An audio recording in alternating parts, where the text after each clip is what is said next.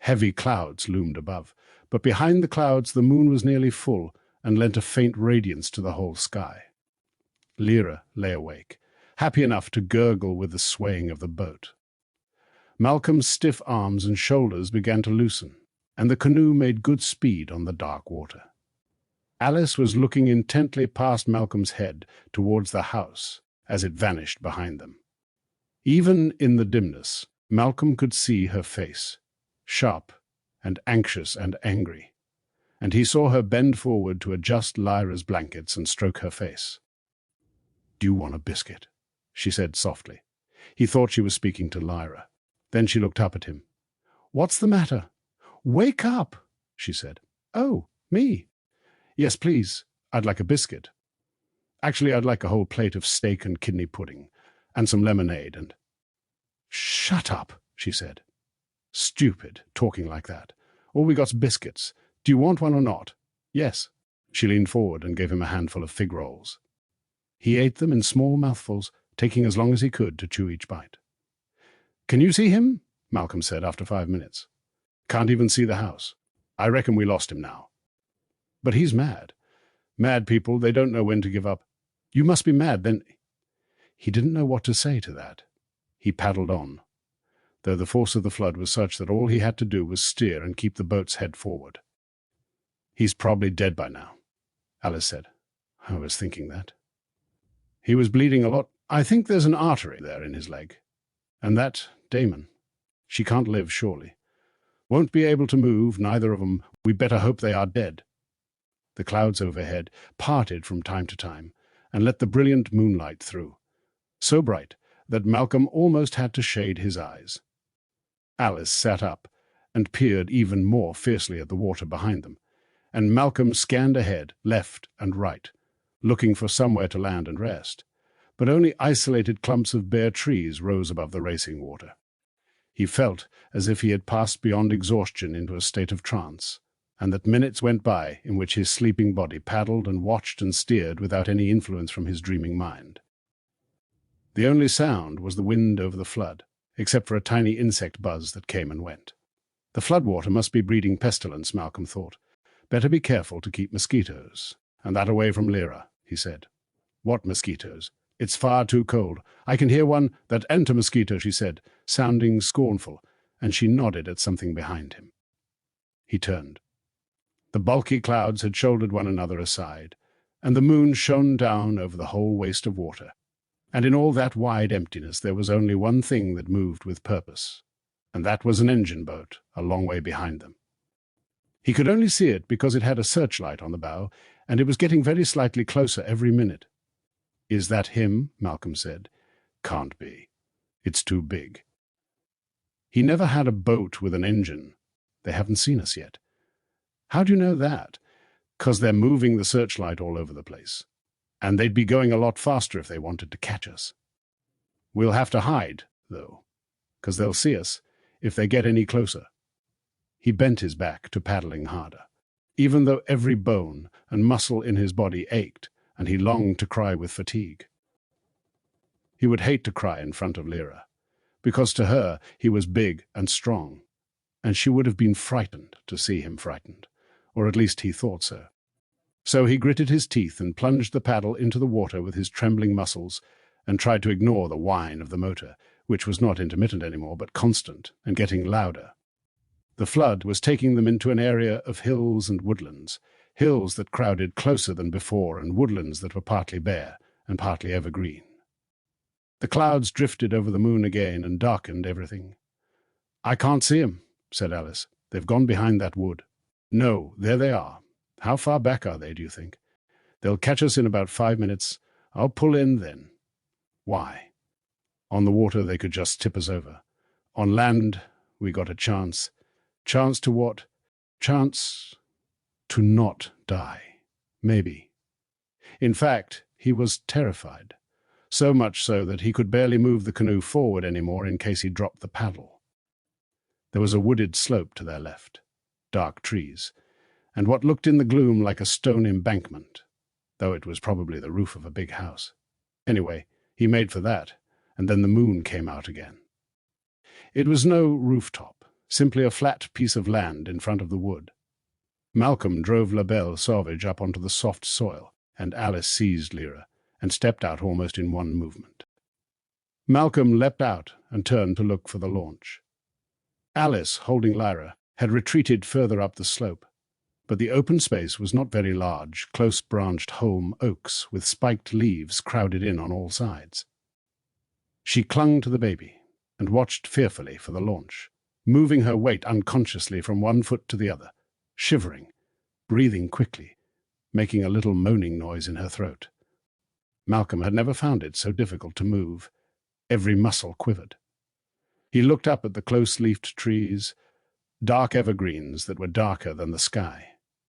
The moon shone down with what felt like merciless force, but it was unable to penetrate the canopy of the leaves. He hauled and hauled La Belle Sauvage up over the stony ground and into the shadow of the trees just as the searchlight appeared from behind a thick wood a couple of 100 yards away and swung towards them. "Don't move," said Malcolm. "Just keep absolutely still. Think I'm stupid," said Alice, but sotto voce. Then the light was directly shining at them, dazzling, blinding. Malcolm shut his eyes and stood like a statue. He could hear Alice whispering, desperate for Lyra to stay quiet. Then the light moved away, and the launch moved past. When it had gone, the fear Malcolm had been holding down since he stabbed Bonneville came back, and he had to lean forward and be sick. "Don't worry," said Alice. "You'll feel better in a minute." "Will I?" "Yeah." You'll see he had never heard that tone in her voice before, or ever expected it. Lyra was grizzling. He wiped his mouth and felt in the canoe for the torch. He switched it on and waved it about to distract Lyra. She stopped crying and held out her hands for it. "No, you can't have it," he said. "I'm going to find some wood and make a fire. You'll like that. When we're warm, we can—" He didn't know how to finish the sentence. He had never felt so frightened. But why? The danger was gone. "Alice," he said, "are you scared?" "Yeah. But not much. If it was just me, I would be. But not so much with us both." He set off up the little slope towards the wood. The trees clustered, so close and thick that he could hardly force his way between them, and when he did, the leaves scratched his hands and his head. But this was a relief. Any activity was a relief, and there were dry branches enough on the ground, and dry sticks, and soon he'd gathered an armful. But when he came out of the trees, he found Alice on her feet, desperate. "What is it?" "They're coming back." She pointed. In the direction they'd come from, there was a light on the water, the searchlight, and although it was still some way off, the boat had the air of something official. The police, the CCD. It was searching for something or someone. It was coming, not fast, but inexorably, and it would see them very soon. And at that, there was a rustling among the leaves, and the branches parted, and a man stepped out. "Malcolm," said the man, "get your boat further in the trees, quick. Bring the baby in here out the way. That's the CCD down there." "Come on, Mr. Boatwright," said Malcolm, utterly astonished. "Yes, that's me. Now hurry up." While Alice ran with Lyra up to the shelter of the trees, Malcolm untied La Belle Sauvage and, with George Boatwright's help, pulled it up the slope and under the low branches before taking Bonneville's rucksack and turning the canoe upside down in case it rained again. Meanwhile, the boat with the searchlight was getting closer. "How do you know it's the CCD?" he whispered. "They've been patrolling. Don't worry. If we keep still and quiet, they won't stop. The baby." "Drop a wine'll keep her quiet," said Boatwright, handing something to Alice. Malcolm looked around. There was no one to see but Boatwright, and a score of shadows, but then the moon went in again and the shadows dissolved in a deeper darkness. The boat with its searchlight moved closer. "Where's Alice?" Malcolm whispered to Asta. Almost inaudibly his daemon murmured further in, giving Lyra a drink. The men in the boat had seen something that interested them. The searchlight was turning towards the shore, and then shining straight up into the trees. Malcolm felt as if every inch of him was visible. "Keep still, and they won't see a thing," muttered George Boatwright from the darkness. A voice from the boat said, "Is that footprints?" "On the grass." "Down there. Look." "Will they?" Malcolm began to whisper, but Boatwright's hard, smoky-smelling hand shut his mouth. "Don't bother with it," one of the voices said. "Come on." Then the light swung away, and the engine noise rose, and the boat steadily moved away. A minute later, it had vanished on the flood. Boatwright took his hand away. Malcolm could hardly speak. He was shaking in every limb. He stumbled, and Boatwright caught him. "When'd you last eat or sleep, eh?" he said. "Can't remember." "Well, that's it, then. Come along here and have a bit of stew. Your mum'd be proud of a stew like we got in the cave. Want me to carry that?" The rucksack was heavy, but Malcolm shook his head and then said no, realizing that subtle gestures were lost in the dark. He struggled to put his arms through the straps, and Boatwright helped him. A few paces further on there was a little clearing, where Alice was sitting on a fallen tree trunk with Lyra, who was fast asleep on her lap. She'd been feeding her with a teaspoon from a bottle of wine. When Alice saw Malcolm, she got to her feet at once and came to his side, Lyra tight in her arms. "Here, take, Lyra. I got to pee." She thrust the child at him and darted into the undergrowth. Trembling or not, Malcolm held on to the child as firmly as he could and listened to her contented breathing. "We ought to have given you wine before," he said to her. "You're sleeping like a baby." Boatwright said, 5 minutes walk, lad. You want to bring anything else from the canoe?" "Will it be safe?" "It's invisible, son. Can't get safe in that." "Good. Well, there's things for the baby. Alice knows what they are." She came back at that moment, brushing her skirt down, and having heard what they said, she gathered an armful of things.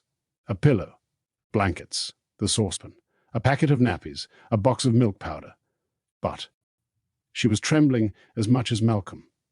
"Spread that blanket out on the ground," said Boatwright, and when she did, he packed everything in the center, gathered in the 4 corners, and swung the bundle over his shoulder. "Now follow me. You all right carrying her?" Alice whispered. "For a bit, yeah? She's fast asleep." "We ought to tried wine before." "That's what I thought. I don't know what effect it'll have on her insides. Here, let me take her. You got that rucksack. Where'd you get it anyway? Is it his?" "Yeah," said Malcolm. From his boat, he was glad to hand the child over, because the rucksack was heavy. He had no idea why he'd taken it, except as something to bargain with. Perhaps they wouldn't need it now. Maybe Bonneville was a spy, in which case Dr. Relf would be interested in it. But that made his throat catch. Just the thought of those cozy afternoons in that warm house, talking about books, hearing about the history of ideas. And he might have to be a fugitive for the rest of his life, an outlaw, like Mr. Boatwright. It was all very well in the flood, when everything was upside down, but when the water retreated and normal life emerged, well, actually, nothing would be normal and safe ever again. After some minutes walking, they came to a larger clearing in front of a rock that rose sheer from the ground. The moon had come out again, and in its silver light, they saw the entrance to a cave half hidden behind the undergrowth. The smoke of a fire was drifting through the air, with various good smells of meat and gravy, and the sound of quiet voices. Mr. Boatwright lifted a heavy sheet of canvas and held it open for Malcolm and Alice. They went in, and all conversation stopped. In the light of a lantern they saw 6 people, men and women and 2 children, sitting on the floor or on wooden boxes, eating from tin plates. Beside the fire was a large woman whom Malcolm recognized, Mrs. Boatwright. She saw Alice first and said, "Alice Parslow. That ain't you, is it? I know your ma'am. And you're Malcolm Polstead from the Trout. Well, God bless me. What's going on, George?" George Boatwright said, "Survivors on the flood. They are—" "You can call me Audrey," said the woman, getting to her feet. "And who's this?" "He. She, said Malcolm. "Lyra? Well, she needs a clean nappy. We got warm water over here. You got food for her. It'll have to be milk powder. Oh, you got some. That'll do. I'll put a saucepan on to boil while you change her and clean her. Then you can both have a bite to eat yourselves. You floated all the way from Oxford? You must be worn out. Eat, then sleep. Where are we? Said Malcolm. Somewhere in the Chilterns. That's all I know. Safe for the time being. These other folk, they're all like us. In the same position kind of thing, but you don't inquire too close. It ain't polite.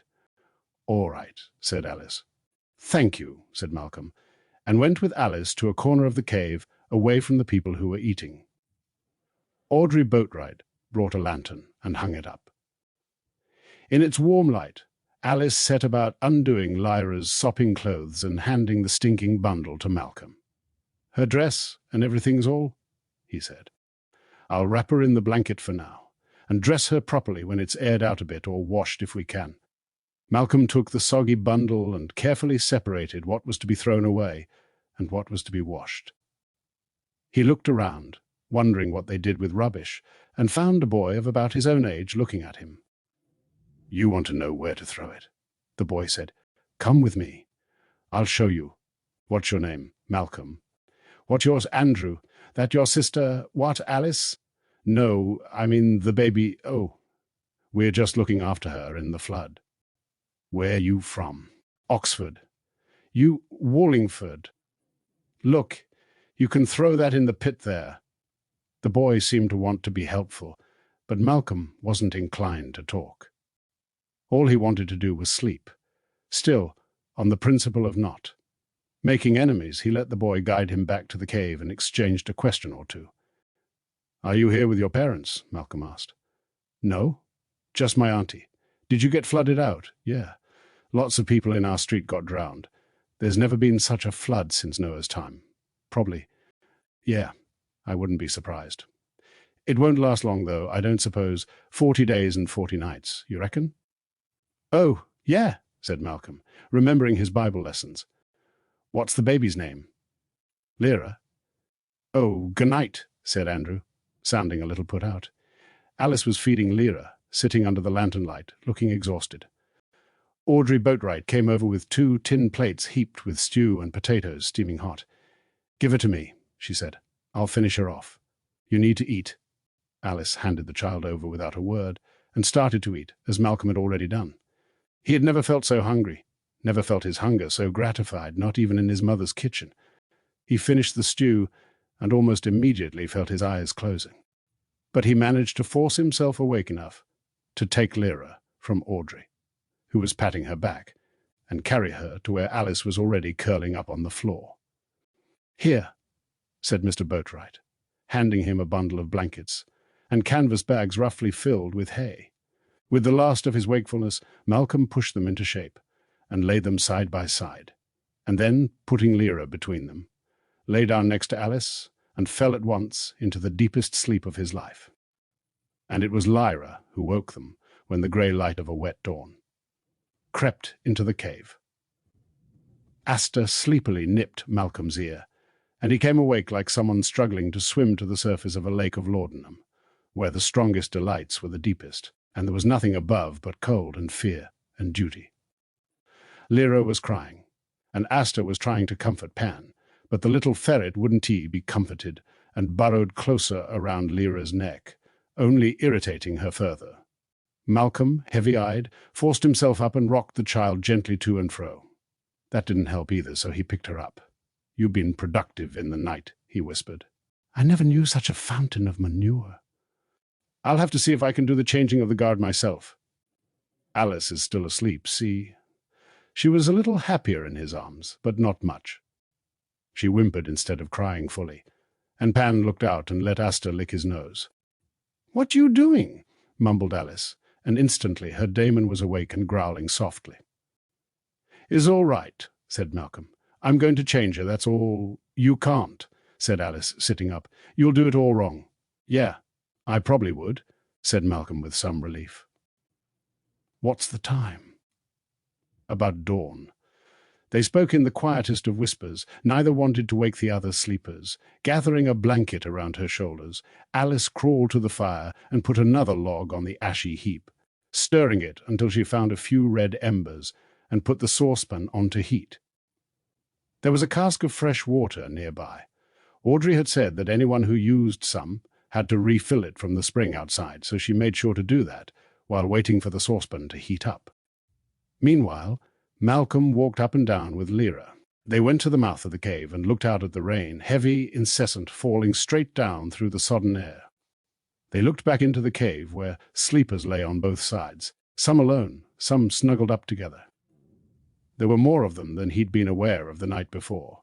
Perhaps they'd already been there, fast asleep, or perhaps they'd come in later on. They might have been poaching.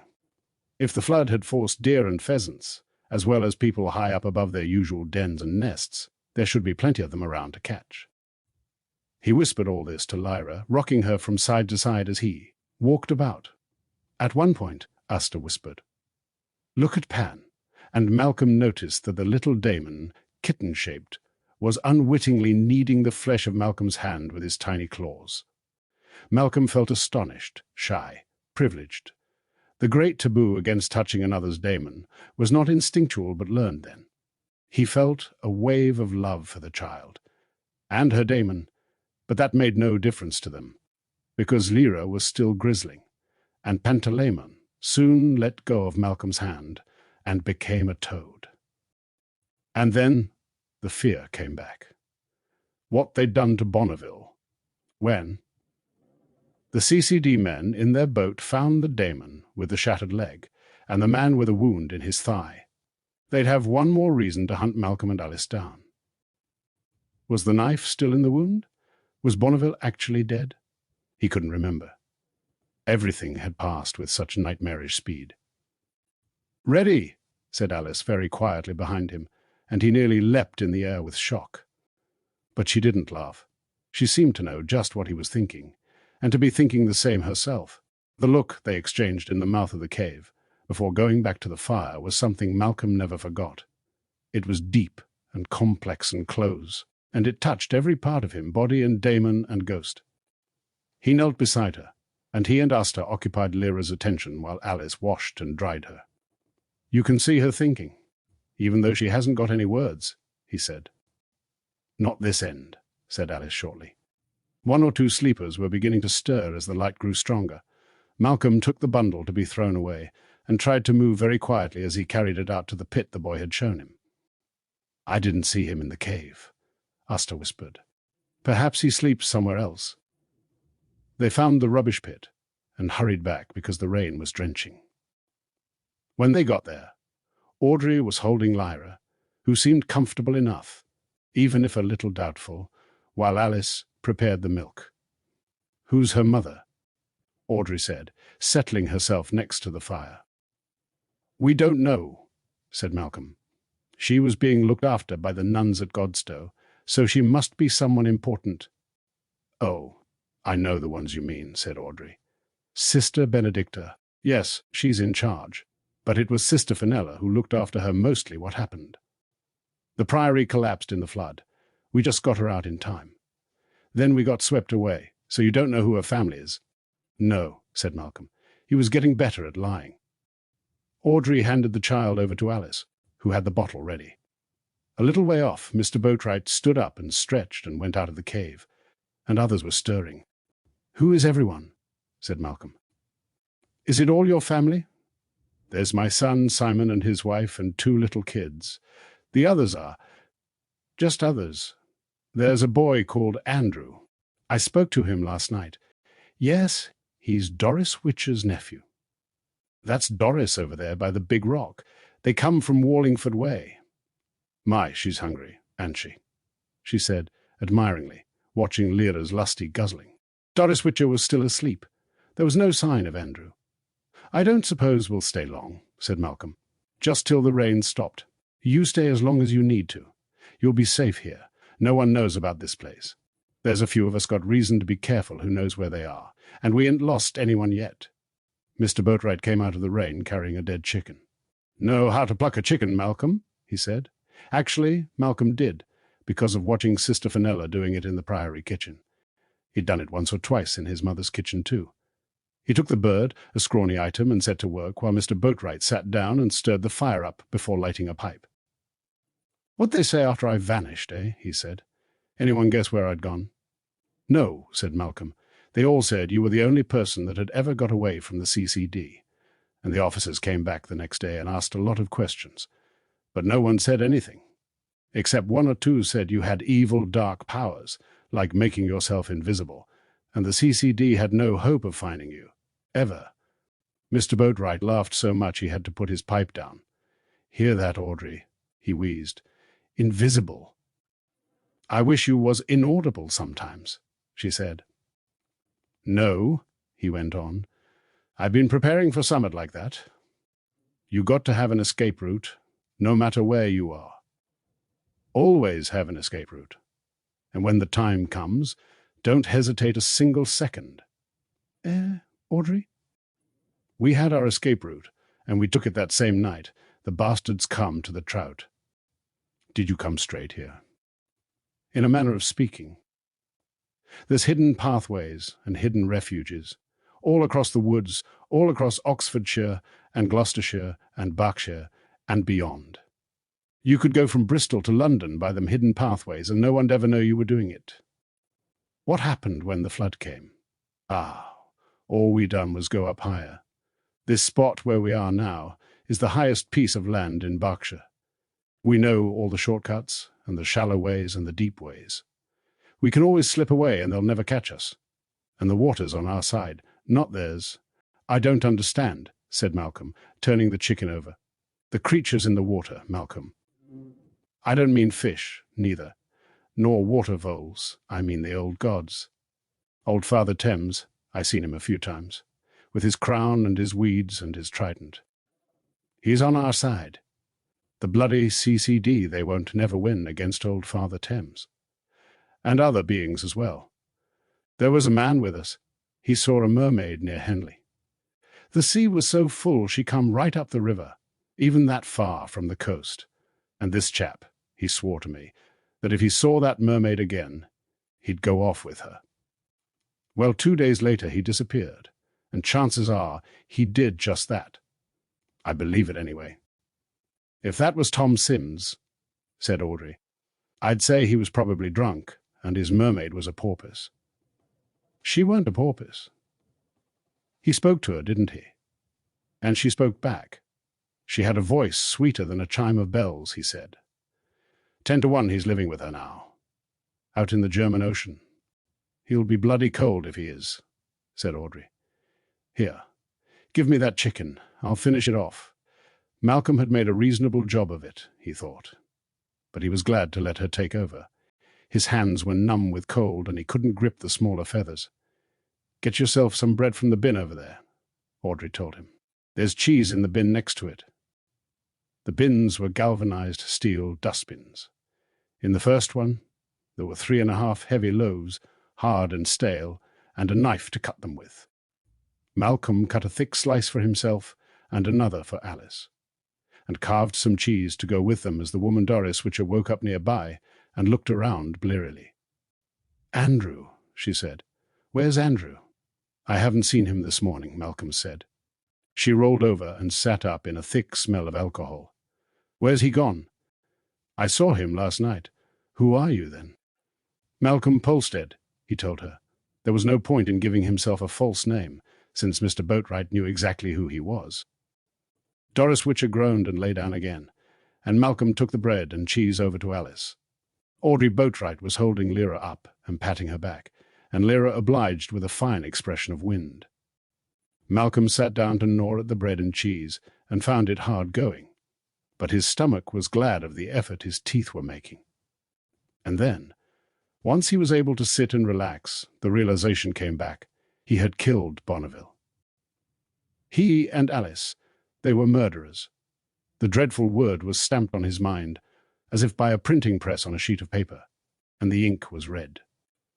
Asta became a moth and flew from his shoulder to Alice's daemon, and Ben tilted his head as Asta whispered to him.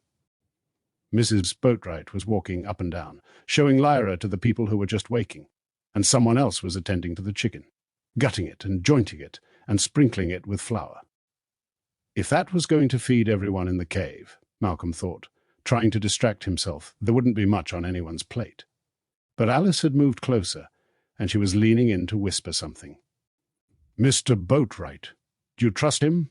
I think so. Yes, 'cause we didn't ought to stay here much longer. I think so too. And there's a boy, he told her about Andrew. She frowned. And he ain't here now. No, I'm a bit worried. At that moment, Andrew's aunt stumbled up to the fire and sat down heavily. Alice glared at her. Doris Witcher didn't notice. She was in the throes of a hangover, and the smell of liquor was so strong that Malcolm thought she ought to breathe more carefully near the fire. Her crow daemon kept falling down and scrabbling up again. Then she looked at Malcolm and said, "Who was asking me about Andrew? Was it you? Yes. I didn't know where he was. Why do you want to know?" "'Cause we were talking last night, and he said something interesting, and I was going to ask him about it. Is it that bloody League?" Every nerve in Malcolm's body sprang awake. "The League of St. Alexander. Is he a member?" "Yeah, little bastard. If I says to him once." Malcolm got up at once, and Alice, seeing his urgency, followed. "We got to go," he said. "Right now." Alice ran to Audrey Boatwright, who was talking to another woman near the cave entrance, jogging Lyra comfortably on her bosom. Malcolm looked around and saw George Boatwright bending some sticks together to make a trap. "Mr. Boatwright, sorry to disturb you, but we've got to go right away. Can you show us the path down?" "Don't worry about that CCD boat," said Boatwright confidently. "Chances are no, it's not them. We got to get Lyra away before." But there were loud voices behind him. He turned swiftly to see Alice trying to get between Mrs. Boatwright and a man in a dark uniform, and 3 other men behind him spread out to prevent anyone leaving the cave. And lurking behind them, half ashamed, half proud, was Andrew. Malcolm ran to help Alice, who was trying to pull Lyra from Audrey Boatwright's arms.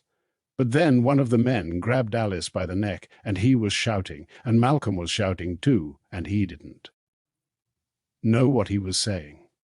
Audrey was trying to shelter Lyra, turning away, trying to move back into the cave, and Mr. Boatwright was trying to help her, and Lyra was screaming in fear. At one moment, Malcolm reached Mrs. Boatwright and had his hands on Lyra, and began to lift her away. And the next moment came a shocking blow on his head, and he fell sprawling half-conscious to the ground. And Alice was biting the arms that held her, and lashing out with both feet, and screaming. Malcolm dragged himself to his knees, dizzy and weak and almost totally confused. Through the tumult of voices, one voice cried out to him with perfect clarity, that of Lyra, and he called back, "Lyra, Lyra, I'm coming!" But a heavy weight crashed into him and knocked him flat again. It was Audrey Boatwright, who had lost hold of Lyra and been knocked off her feet by one of the men. Malcolm struggled to get out from under her body, but it was so hard, because she was struggling too. And then he found himself on his knees again, and Alice was lying still on the ground, and so was George Boatwright. Someone was wailing and crying, but it wasn't Lyra.